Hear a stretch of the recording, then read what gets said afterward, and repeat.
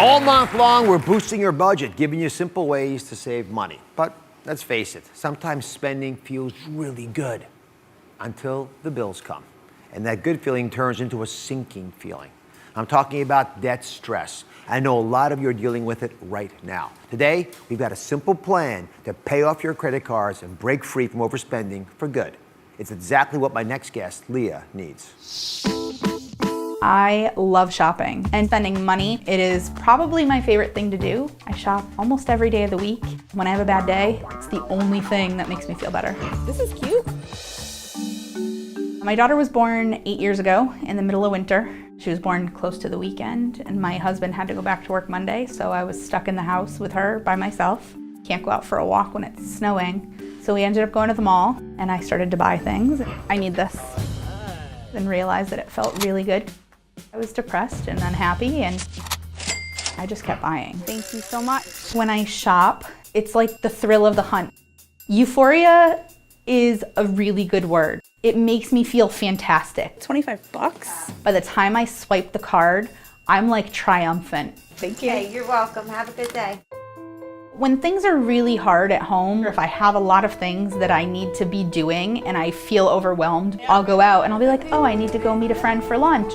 There you go. Thank you. Thank you. I'm kind of stuck. Am I stressed out because I'm spending money, or am I spending money because I'm stressed out? Right now, I'm about $12,000 in credit card debt. I maxed out every single credit card. I've hid bills because I didn't want my husband to be upset.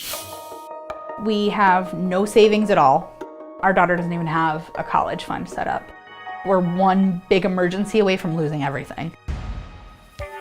I feel like I dug myself this super deep hole and I am buried in it, I'm trapped in it. I would love it if Dr. Oz could help me find a way to break the cycle, stop the spending, and take control of the mess that I'm in. Thanks for being with us, Leah. So you describe this euphoria you get. What is it that shopping's giving you that you're not getting anywhere else in your life? I feel like it's a way I can do something for myself. So I feel like I do so much for everybody else that when I go out to lunch with a friend, or if I go to the mall and buy something, it's doing something for myself that nobody else is doing, and it gives me this feeling that I'm like, okay, I deserved that, and I just treated myself.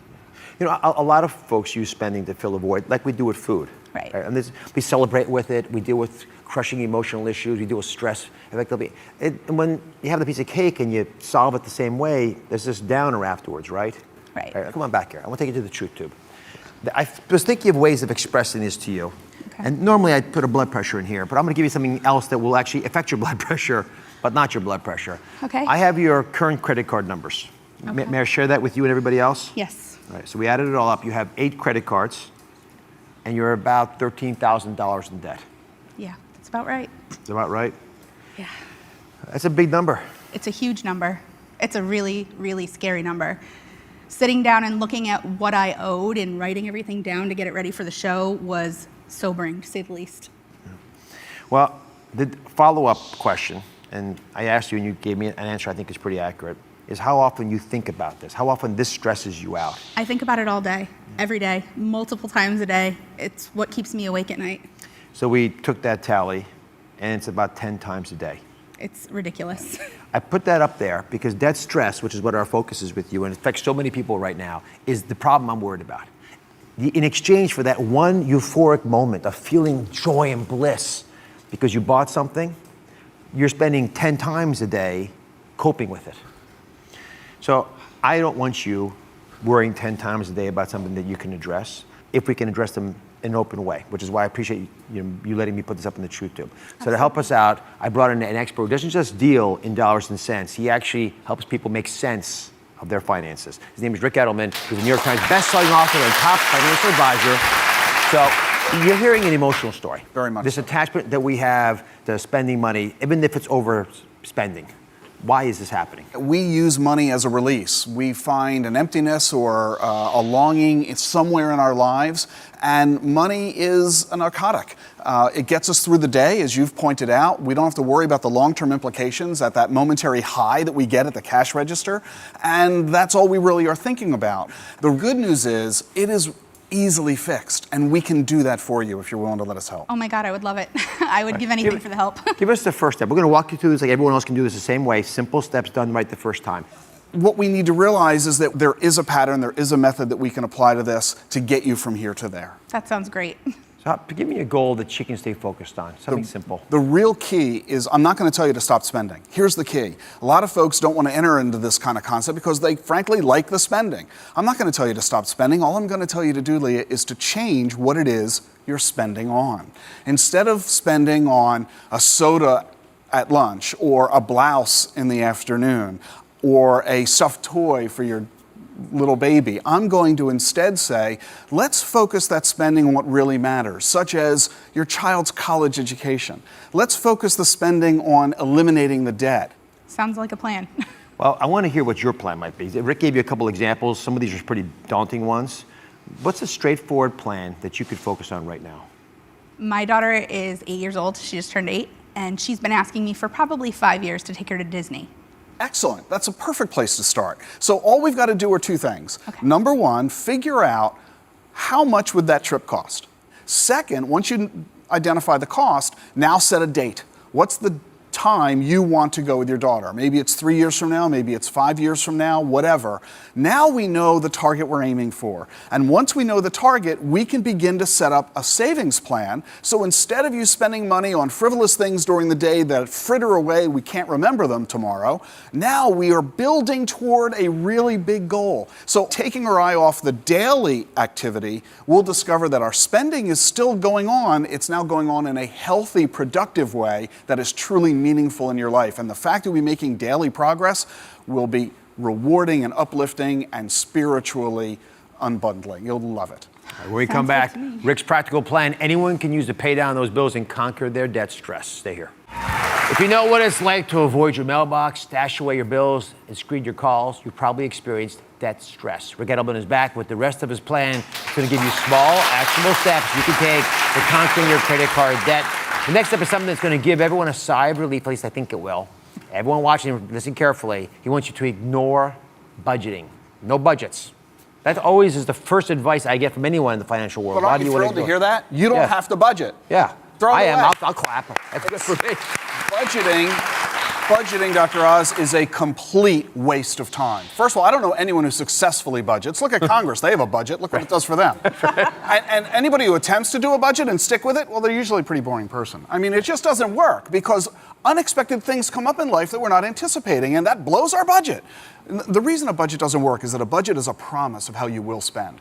Throw it away, it doesn't work. There is a much better approach that you should use instead. You call it the 1 week reality check. It's so simple, and Leah, you did it, and anybody else can do it. All I want you to do is to continue doing exactly what you do the way you do it. In other words, keep spending. Don't change a thing. All I want you to do is track it. And track it for a week, and then tally it up. And we'll discover where your money really is going without having to budget. And what we discover is that when people track their expenses, they're shocked to discover that they're spending 10% of their income on coffee and soda and donuts during the day. And I don't have to say a word as a financial advisor because it hits you in the face and you realize, this is nuts. Common sense says, I need to stop doing this. And you immediately do because you realize it's silly. And the only reason we're engaging in that spending behavior today is because we're not noticing. When you do it $1 at a time, it doesn't seem like a big deal. But when it adds up over the course of a week or a month, all of a sudden you realize it's hundreds of dollars, money that can be best used in other ways. Next big step is to tackle the debt by focusing on one credit card at a time. Why is that such an important decision? Well, most of us are overwhelmed by our credit cards. Most people the average American has 6 credit cards, and they have different balances, they have different interest rates, they have different payment minimums required, and it becomes daunting. How do I juggle them? Which one do I pay? And they have different dates due and so on.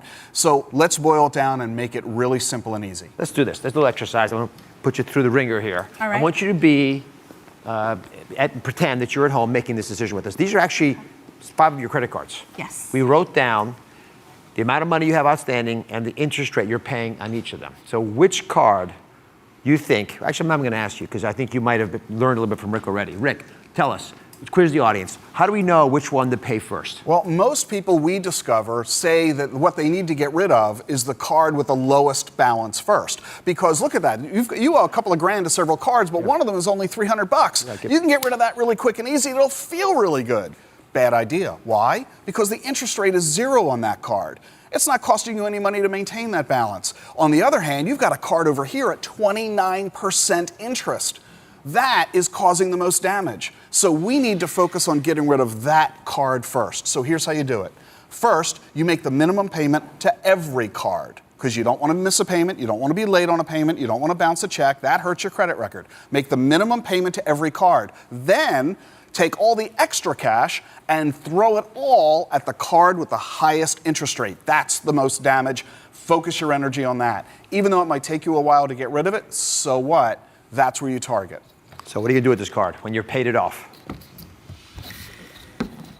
Oh. Done with it. Done. Does that feel good? It feels incredible.